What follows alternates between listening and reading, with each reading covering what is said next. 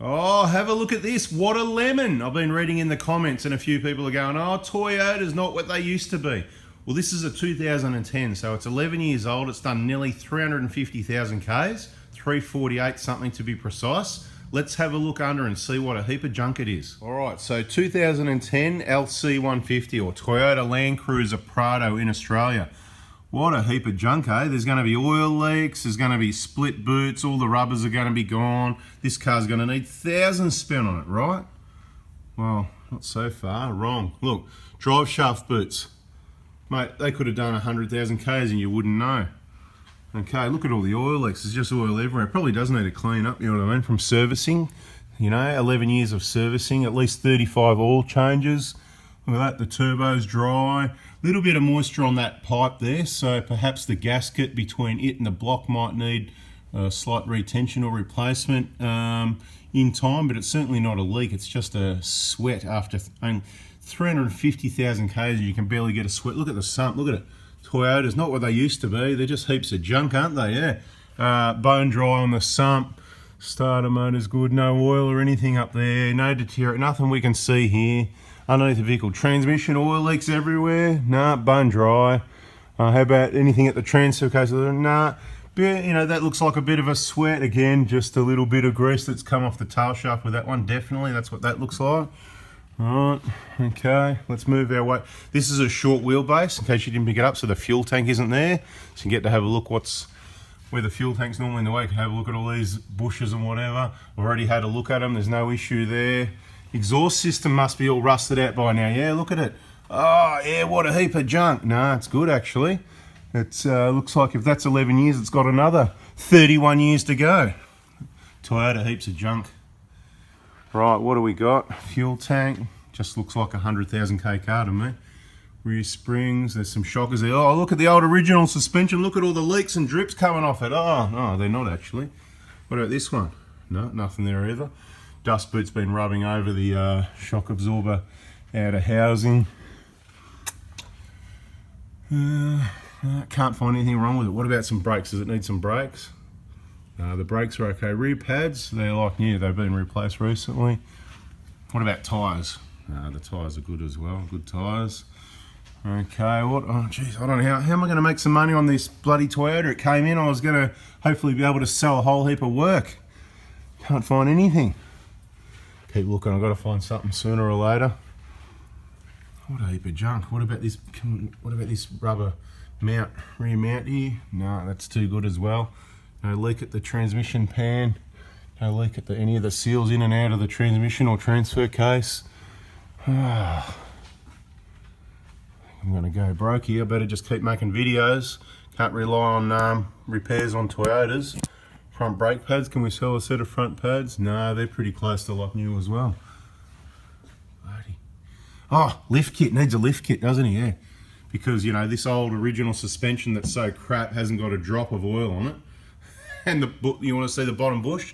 I always say the best bottom bushes are the Genuine and the Dobinsons. Out of all the ones I've seen, Genuine and Dobinsons are the ones, are the most reliable. 350,000 Ks, look at it. People that look at suspension know what I mean. Those bottom bushes regularly flog out because the whole weight of the vehicle is on that bush, so not surprising. But anyway, a little bit of a sweat around the tie rod in, no big deal, same as the upper ball joint. You know, you get that at 100,000 Ks, it'll be the same over here, see? Same. Upper ball joint, tie rod in. This car's too good. What do we got now? We got these lower control. I'm surely at 350,000 Ks they're totally flogged, these bushes. No, just some stretching type marks there, but they're certainly not chopped out or anything like that. Just some stretching, flexing because it's up on the hoist. This one, oh, look, finally we've found something, the usual. Same sort of split you can see from 100, 150, 200,000.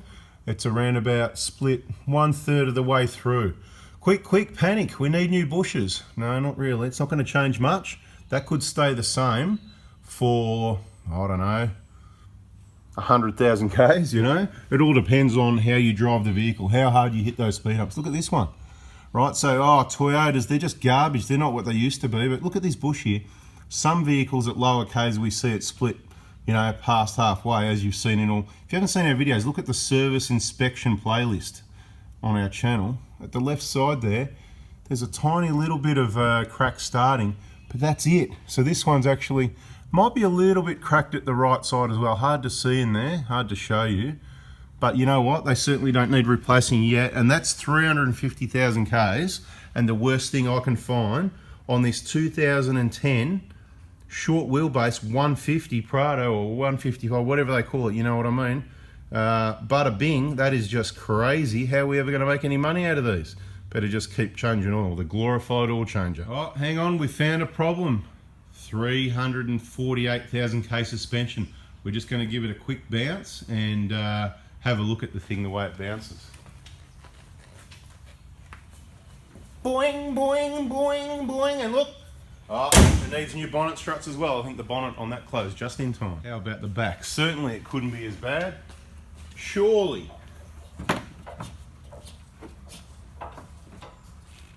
Not as bad, but yeah, it's bouncing around a bit. That is sort of fairly dangerous, particularly the front. Don't let your suspension get that old. Just remember, suspension specialists recommend replacing shockers and struts, you know, your suspension dampeners every 80,000 kilometers. This is done over what, 80, 160, 240, 320, over 4 times the recommended amount of kilometers. Oh, look under the bonnet, what a lemon. What can we find here? There's the brake master cylinder still working, the engine still working, pretty clean, not too bad. Doesn't look like it's really done any off-road yet. A bit of dirt and dust around. Could do with a bit more of a clean up. Coolant looks quite, it's a bit yuck. It's a bit like a, yeah, no, I'd give it a coolant flush pretty soon because that's not the nice red we like. Coolant's a lot cheaper. It's cheap insurance, you know. Besides the engine oil, the coolant's the lifeblood of the cooling system. It also runs through the engine, the heater cooling system, radiator, all that sort of thing, obvious stuff. Oh, a little bit of rust on the battery bracket and terminal. Oh, Toyotas, what lemons. Wouldn't have anything to do with any salt air being near the beach or a battery. Bloody lemon. Anyway, a bit of a clean up, bit of grease or some other product on those, whatever you like. Oh, someone's been at it. They've put aftermarket hose clamps on the hoses. Of course, you know, we're not a big fan of that, but that looks like a pretty reasonable job they've done. I don't know why they've done it. If these hoses ever start to leak here, it's time to just replace the hose, not the clamp. You know, they kind of got it the wrong way around anyway. If it starts to leak, maybe there's a coolant hasn't, here they go, so we're onto something now. Maybe the coolant hasn't been changed, some corrosion started, then it starts leaking out here because some corrosion. So yeah, there's always a reason, but look, this thing's beautiful. I can't find a problem. Oh, there's a missing cover here. So we get that cover there, needs a bit more cleaning down there. Nah, I can't, look, 350,000 Ks and I'm struggling to find an issue with this, and it actually runs quite well. Trying to work out whether the injectors have ever been changed, and you'd assume they haven't, but we don't know. So of course I'm going to recommend a 2010 has not got full DLC injectors, and the replacements are much improved and full DLC over the last 11 years. So buy time would be my recommendation. We don't know the history, or you can just risk it for the biscuit and let it run, because we're happy to change your engine when it blows up. Thanks for watching. No, just kidding. Don't blow up your engine. Let's have a look at the diagnostic. This is one thing we can do to try and get an idea of the health of the injectors, but as demonstrated and described in our diagnostic videos, check out that playlist, with the 09 onwards system, like the 150 Prados, you don't get to see a lot in diagnostics until there's a catastrophic major injector failure, is our experience. Let's start up and have a look.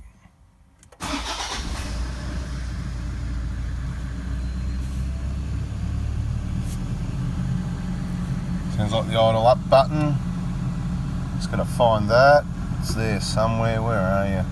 It's a bit dark here. Hang on a minute. Open the door. There it is. We'll turn that off.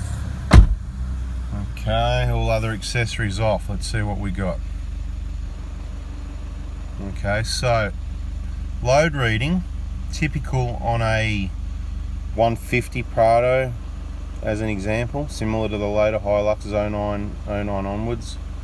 The load reading would be 14.9, 15.2 is the most common, but it's also common to see readings as low as down to about 12 and up to around 18 sometimes. So that load reading at 300, and you can have a look for yourself, here you go.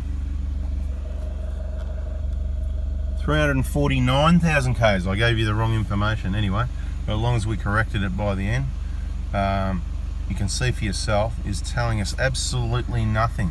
Let's go and have a look at the other readings. You know, these could have been replaced, we don't know. But if we choose to not trust who did the job, which is my option, we pull them out, we clean them up, we check the dates, we see if they've been replaced, and if they've been replaced 2 years ago, we can reseat them and put them back in. Obviously, we need to be very careful not to cause any contamination. Injection volume as predicted. I'm just going to reverse the car out the workshop a little bit. Getting a bit of diesel coming back in. Shorty. Okay. So, injection volume, you know, no surprise there. High 7s to 8. All the feedback values look very good. Small part of the picture, but if you saw a problem, then you've got a problem. Pilot 1, Pilot 2, and main injection all look pretty standard. So it's certainly, you know, if you want to be the people that go, okay, no, we'll just leave them in there, don't worry about Anthony, pulls down injectors at 100, 150, 200,000 Ks and sees the internal wear, you know they just can't be working right. Anyway, if you want to leave them, that's cool, I'm happy with that too. There's the timing, the fuel pressure at the bottom. Anyway, a bit of a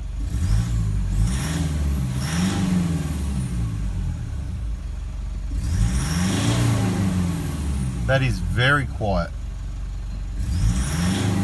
Just going to have a look at the smoke at the tailpipe and we'll call that a day. So that's the video, guys. Hopefully you learned something out of that, checking the vehicle and how crappy these Toyotas are. They're not what they used to be. If you've got a Toyota and you love it and you like the video, please give us the thumbs up. Toyotas are the best. That's why we choose to work on the best. If you want more information, now's the time to subscribe and turn the bell on. Catch you soon. See ya.